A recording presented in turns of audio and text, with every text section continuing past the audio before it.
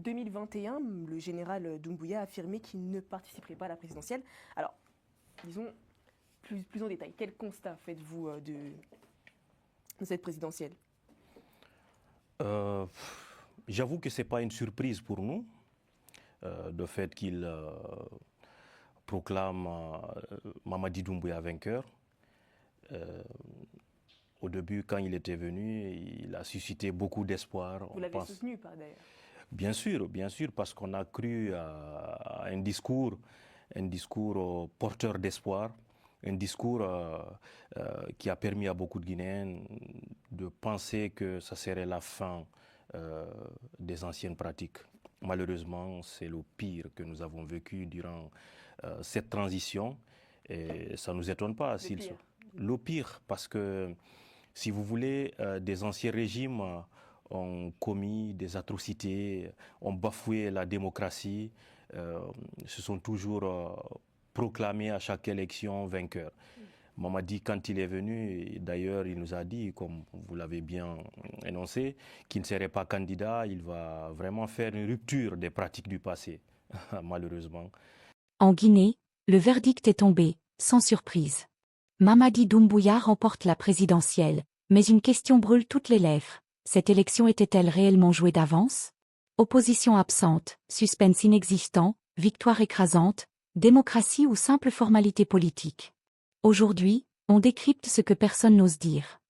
À son régime, disons, on va déterminer avec l'OTAN, disons, durant cette période de transition, il y a eu des kidnappings, des pratiques qui n'existaient pas avant, des leaders d'opinion, des leaders politiques, notamment le leader de mon parti, Cellou Dalein Diallo, sont amenés à l'exil forcé, parce que c'est ce qu'on appelle l'exil forcé, parce qu'ils sortent des dossiers qui n'ont rien à voir avec la réalité, et puis, par exemple, lui, sa maison démolie, et d'autres leaders, bien évidemment, pour prétexter, voilà, pour leur permettre d'accomplir cette mission, cette forfaiture qu'ils appellent élection, que moi, personnellement, j'appelle sélection. Parce qu'ils ont choisi des candidats à leur gré qui ne représentent pas grand-chose dans le pays. C'est naturellement, ils vont se proclamer vainqueurs. Mais le retour à l'ordre constitutionnel n'est-il pas tout de même à saluer?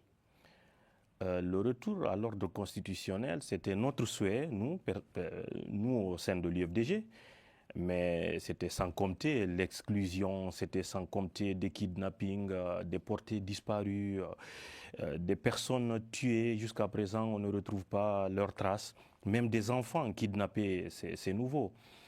C'est déplorable. Espérons que ces gens, certains vivent encore, ils sont cachés, c'est tout notre espoir. Mais ça a été lamentable. C'est une situation catastrophique. On comprend que vous ne vous réjouissez pas de ces élections, mais à l'instar d'autres partis, l'UFDG adressera-t-elle ses félicitations à Mamadi Doumbouya? Mais on ne peut pas adresser des félicitations à ces simulacres d'élections. D'ailleurs, le président de l'UFDG s'exprimera ce soir à 19h45.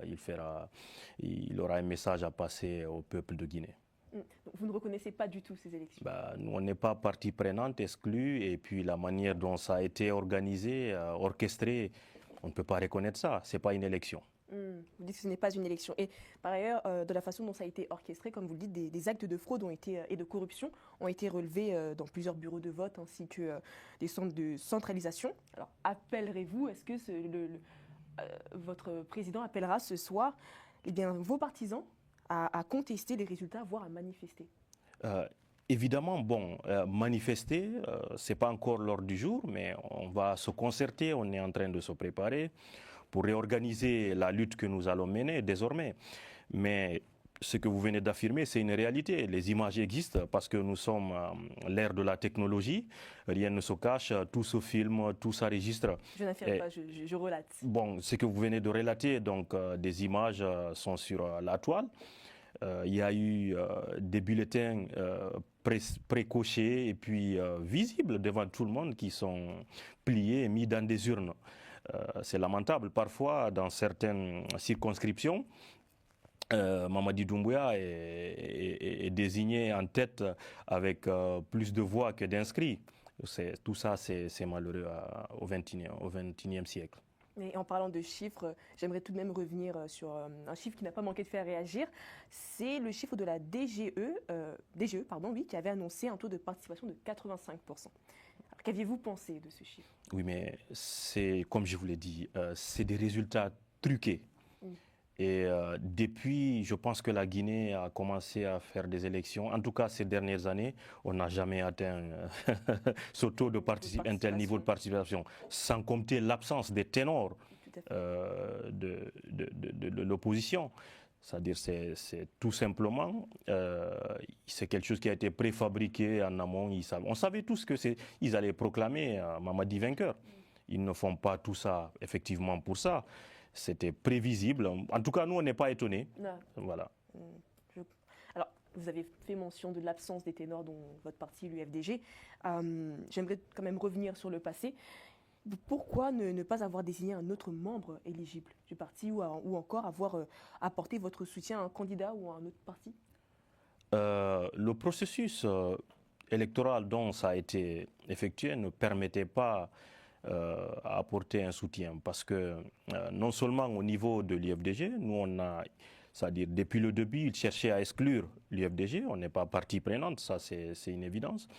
Et ils ne nous ont même pas permis de changer les instances du parti comme le Congrès national, ils nous ont empêchés.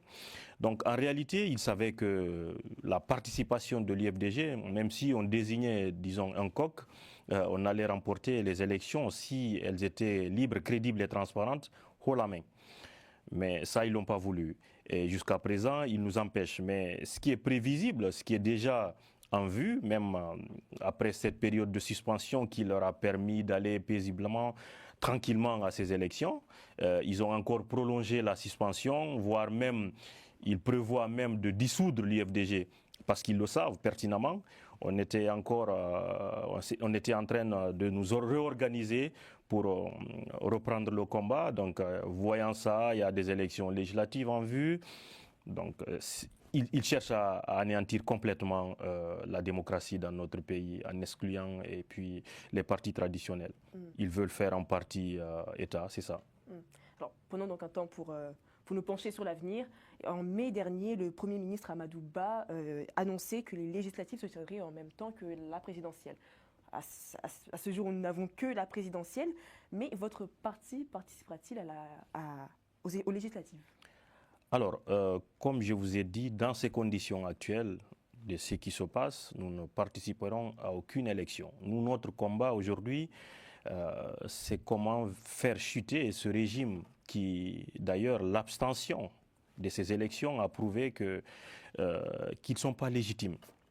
Le peuple de Guinée, avec sa grande maturité, certains sont sortis pour récupérer la distribution d'argent, mais en réalité, il y a une abstention sans précédent dans le pays.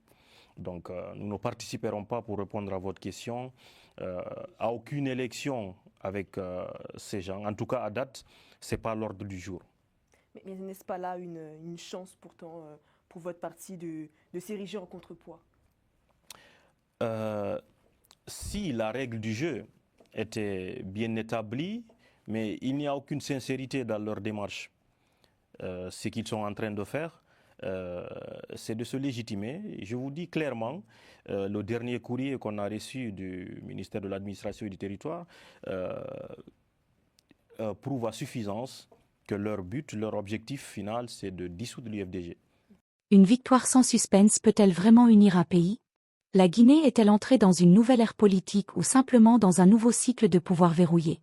Dis-nous ce que tu en penses en commentaire. Like cette vidéo, partage-la autour de toi, et abonne-toi à la chaîne pour ne rien manquer des décryptages sans filtre sur la politique africaine. On se retrouve très vite.